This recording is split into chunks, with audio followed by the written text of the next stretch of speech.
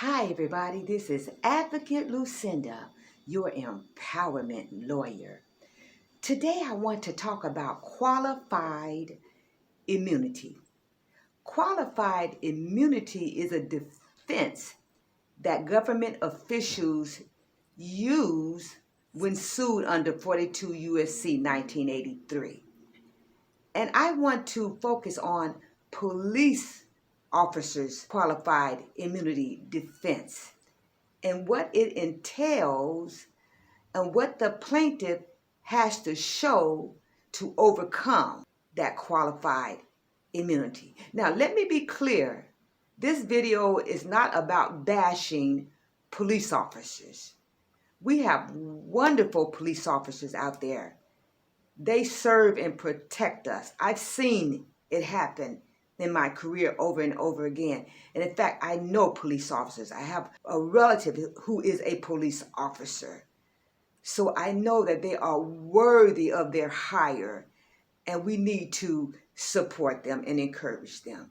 But unfortunately, there are police officers who violate the laws, willingly violate individuals. And that is what this video is about. Protecting yourself from police officers' misconduct and overcoming their defense, qualified immunity. So let's get started.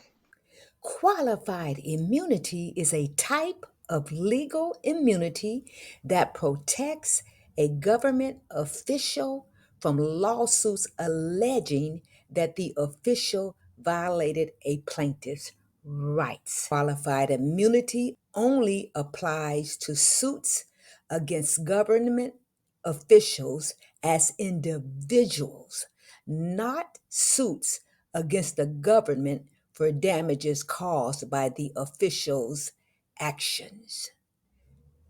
So, in a case where a plaintiff sues a police officer, he or she will bring the suit under the Civil Rights Act of 1871, Section 1983, against a public official known as 42 U.S.C. 1983. In other words, the official's action must have occurred under color of state law, and the action must have resulted in the deprivation of a constitutional right or federal statutory right. The public official will then raise a qualified immunity defense that protects the official. So the question is, when is it that the official is not protected?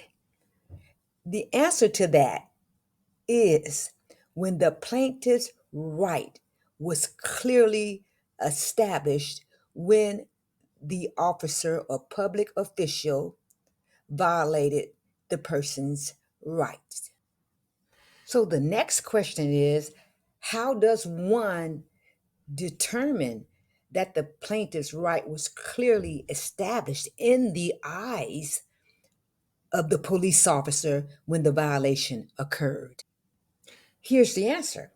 When determining whether a right was clearly established, courts consider whether a hypothetical reasonable official would have known that the defendant's conduct, in this case police officer, violated the plaintiff's rights. So to illustrate my point, let's look at case law. Malley versus Briggs, 457 U.S. 335, 1986. So let me give you the backdrop on Malley versus Briggs. In 1980 of December, Malley wiretapped an individual's telephone.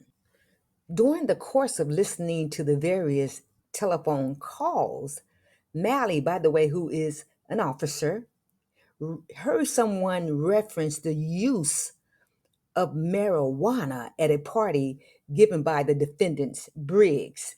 And based on those calls, Officer Malley drew up a felony charges for Briggs, took it to the district judge for a warrant. The judge signed for a warrant. As a result, Briggs was arrested and charged. But later on, the case was taken to the grand jury and the charges were dropped. Subsequently, Briggs sued Malley in district court for violation of his Fourth and 14th Amendment rights. The district court held in favor of Malley, even though the judge signing of the warrant was improper, said the court. Malley reasonably believed and relied on the information that he received and was therefore entitled to qualified immunity. The United States Court of Appeals reversed, holding that Malley did not have an objective, reasonable belief that the information he obtained established probable cause. In fact, the Supreme Court examined immunity for police officers with regard to acting on the basis of a faulty warrant. The court held that qualified immunity does not apply to a police officer when the officer wrongfully arrests someone based on a warrant, if the officer who could not reasonably believe that there was probable cause for the warrant. Reasonability is determined by the action that an objectively reasonable officer would take. And by the way, the courts applied the law that was in force at the time of the alleged violation, not the law in effect when the court considers the case. Hey guys, I trust this has been helpful to you. And we will see you next time on Advocate Lucinda. Take care.